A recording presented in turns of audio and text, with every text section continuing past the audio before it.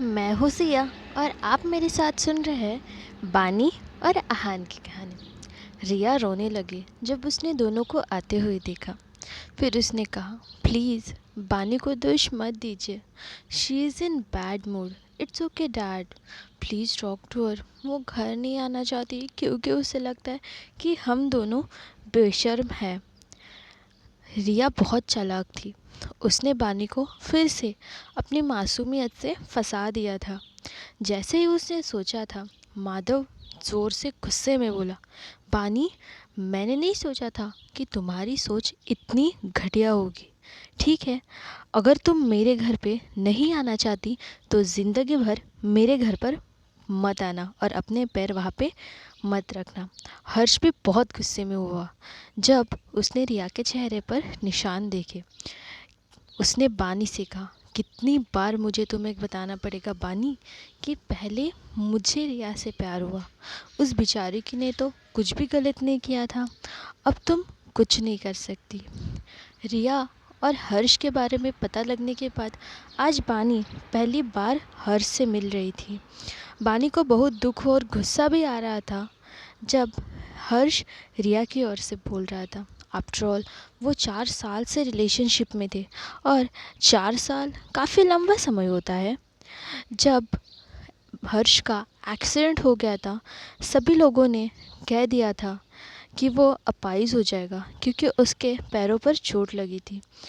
पर उसने कभी नहीं माना कि उसे वो अपाहिज हो जाएगा। उसने उसके लिए बेस्ट डॉक्टर को हायर किया, न्यूट्रिशंस खाना बनाया और रिहैबिलिटेशन सेंटर में भी उसके साथ दिन भर रहती थी। लेकिन जब वो ठीक हो गया, बानी के सारे इफ़ेक्ट्स जो उसने उसके लिए किए थे वो वेस्ट हो गए। उसके साथ उसने धोखा दिया और रिया के साथ चला गया।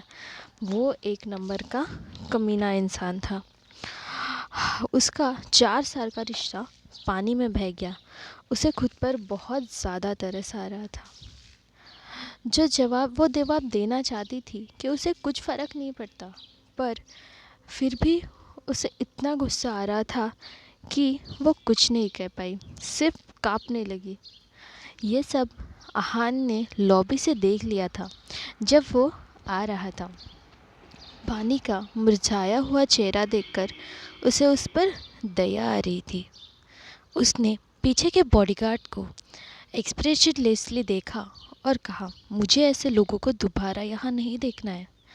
बॉडीगार्ड को पता था कि क्या करना है और उसने जल्दी से कॉल किया। थोड़े समय में मैनेजर लॉबी में सिक्योरिटी गार्ड्स के साथ आया। वो सीधे माधव और हर्ष के पास गया और कहा, आप लोग लॉबी में बहुत शोर मचा रहे हो, बाकी गेस्ट को परेशानी हो रही है, so you are not allow here, please leave right now. What? हम यहाँ डिनर के लिए आए हैं और हम सभी वीआईपीज़ हैं। आप हमसे ऐसे कैसे बर्ताव कर सकते हैं? हर्ष को बहुत गुस्सा आ रहा था क्योंकि उसे डायरेक्ट बाहर निकाला गया था। वॉल प्रूफ ऐसे बैड मैनर्स लोगों को वेलकम नहीं करता और आपका वीआईपी स्टेटस भी कैंसिल हो गया है, प्लीज़ लीव, मैनेजर ने सख्ती से कहा। उसके बाद उसने जूली की ओर उंगली दिखाते कहा, वो अंदर कैसे आई? तुम लोग ऐसी औरत को अंदर कैसे आने दे सकते हो? बानी को यह देखकर थोड़ा सुकून मिला। उसका उन लोगों को ऐसे करते देखते हुए बहुत अच्छा लगा। उसे पता था कि वॉल ग्रुप दिल्ली का एक एक्स्ट्रा ऑर्डिनरी जगह थी। अगर माधव और हर्ष के लिए वहाँ पे, अगर ऐसे लोगों के लिए वहाँ पे जगह नहीं थी, फिर वो यहाँ रुकने के लिए लायक ही नहीं है। इसीलिए वो मुड़ी और जाने लगी, पर उसे मैनेजर ने रोक लिया। मिस बानी, आपके लिए मूनलाइट प्राइवेट रूम तैयार है, प्लीज़ मेरे साथ आइए। मैनेजर का ये एटीट्यूड देख के हर्ष और माधव चौंक गए। रिया अब और नहीं सहन कर पाई और पूछा, वो लड़की भी यहाँ शोर मचा रही है, आप उसे क्यों बाहर नहीं निकाल रहे हैं? ऐसा इसलिए है कि उनका ख्याल हमारे बॉस ने रखने के लिए कहा है। मैनेजर ने घृणा की नज़र से रिया को देखा और कहा, तुम खुद को समझती क्या हो? तुम्हारी हिम्मत कैसे हुई हमारे बॉस के डिसीज़न पर सवाल करने की? बॉस? हर्ष और माधव एक दूसरे की ओर दंग होकर देखने लगे, यह सोचते हुए कि वॉल्फ ग्रुप का बॉस उन्हें बिना वजह क्यों टारगेट कर रहा है, जबकि उन्होंने कभी भी उसे ऑफेंड नहीं किया।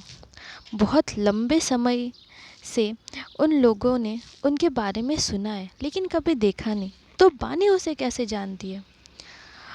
वो इसे समझ नहीं पा रहे थे और फाइनली चारों वहाँ से गुस्से में चले गए। जब वो लोग गेट से बाहर जा रहे थे तब उन्होंने मैनेजर को सिक्योरिटी गार्ड्स को ऑर्डर देते हुए सुना, हम हमेशा डिसेंट लोगों को एक्सेप्ट करते हैं और हमें बॉस ने ऑर्डर दिया है कि ये लोग यहाँ अलाउ नहीं है, कॉपी डैट।